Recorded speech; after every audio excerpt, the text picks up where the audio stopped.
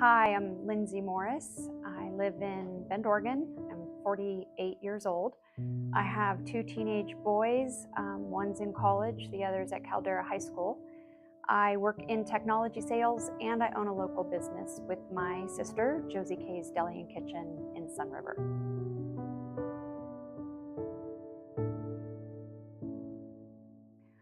I've always lived a pretty healthy lifestyle and been very active in a variety of different fitness programs or just walking the dog. Have a general interest in health and a focus on it. So I would say overall, a very healthy person. Had not experienced many medical issues up until this point, and stayed up to date on my preventative care as well.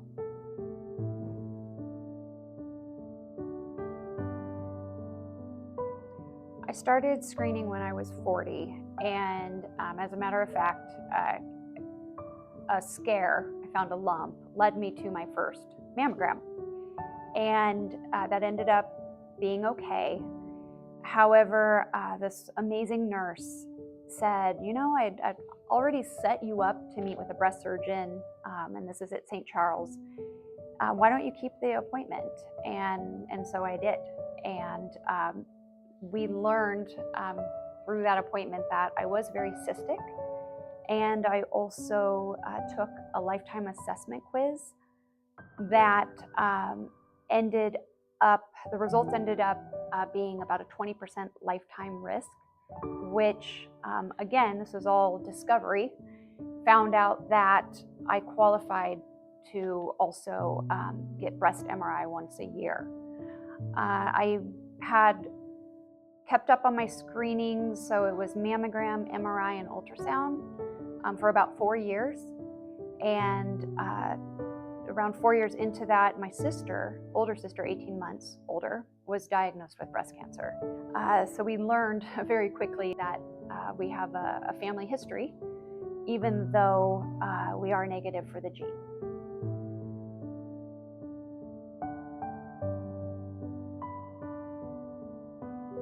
My situation was found during my regular screening, specifically MRI.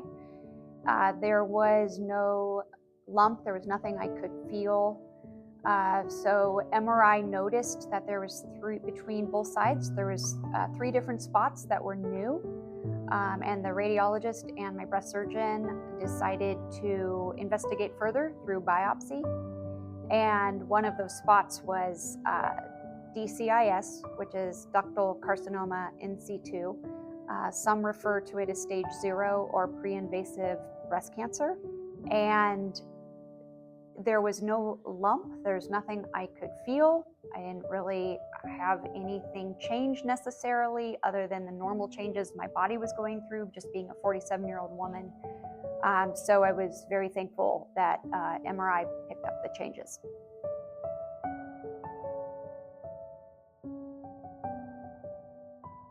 When you hear you have the C word in any way, shape, or form, there's always some level of shock, because I have been what I feel is healthy, and I feel like I've lived a pretty clean lifestyle. So we all feel like it can't happen, and so when it does happen, there's a level of shock. I would say overall, the hardest part was waiting for results and the anticipation and the anxiety around that.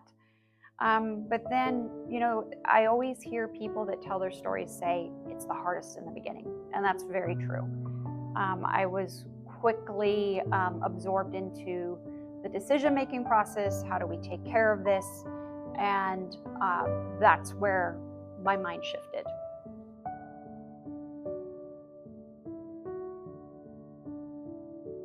I met with my breast surgeon to determine what my options were. And that for DCIS, it's primarily either a lumpectomy, radiation, and hormone therapy, or it's mastectomy.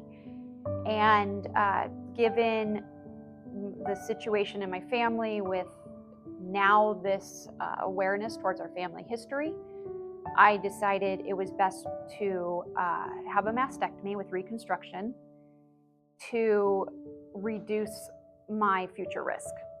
And in addition to that, you meet with a plastic surgeon. And for myself, it was Dr. Vial and his team in Bend. And so your breast surgeon and your plastic surgeon, they work together to come up with the best course of action based on the outcomes that you're wanting. And so yeah, a lot of doctor's appointments and decisions made around surgery. Believe it or not, there's quite a few different options based on your case.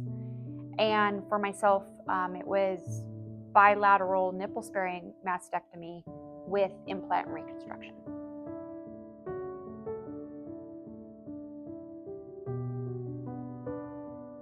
So my treatment mainly consisted of surgery to remove the DCIS, then have a mastectomy, and ultimately, as I mentioned, go through breast reconstruction.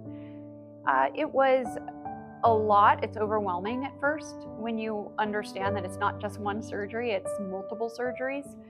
And but I think for myself, tiptoeing into each step was good, because I could go step one, okay, it's behind me. Step two, and then I knew that there was an end result that I was working towards. So again, I think it was waiting for pathology throughout the process. Just some of the nerves associated with having surgery, just knowing that surgery was going to be my main course of treatment and hopefully remove everything was enough just to stay focused and get through it.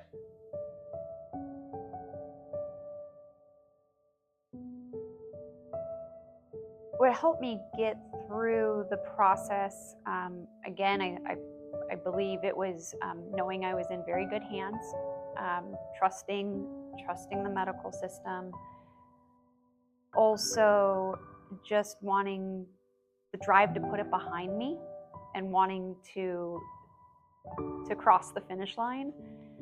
That just kept me focused. And of course, there's always family so helpful, friends that that are praying for you, that are thinking of you. And I don't hesitate.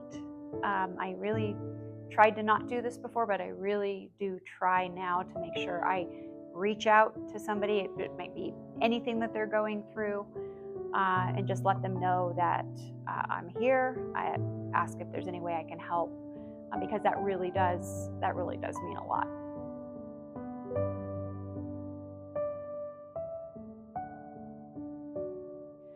My health today is good. The DCIS has been removed, and the breast reconstruction is complete. There's still some things I'm working through with physical therapy, but getting active again has been really helpful. And it also just reminds me that even though I went through a lot in this last year, and I don't really want to go get another medical test right now, I still need to keep up on other aspects of my health and the preventative screenings that are available to me. I believe everything that happens to you in your life has a silver lining, and I was surprised how many silver linings that there were. Although going through surgeries and this treatment was hard at times, my family stepped up and helped, and that was amazing. I was home more with my teenage son who was about to leave for college, and I found out that I'm really good at helping with college essays, and just having that time to focus on my family was a silver lining. And also just it encouraged me to listen to more stories and hear what other people have gone through. That's part of why I wanted to film this video, so that I could share my story. Perhaps it helps somebody who's going through something similar. and feeling so lucky to have the care that I had through St. Charles, the breast surgeon, Dr. Walling, my plastic surgeon, Dr. Vial. Bend is a growing community, and we have amazing doctors here. So just realizing that you can go through breast cancer and reconstruction and have the best possible care here in Bend was a surprise I was thankful for.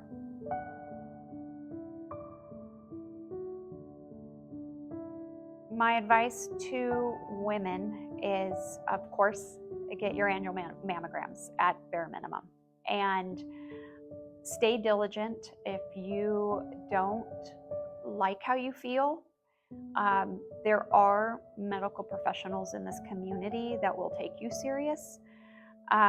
There's a lot of information you can learn from your mammograms. For example, if you're dense, you may qualify through insurance for some additional screenings, such as ultrasound annually. And if you were to go see either your OBGYN or a breast surgeon, there is a lifetime risk assessment quiz that you can take, which may also qualify you for some additional screenings. So my advice is to know your body and be diligent. We are our own best advocate.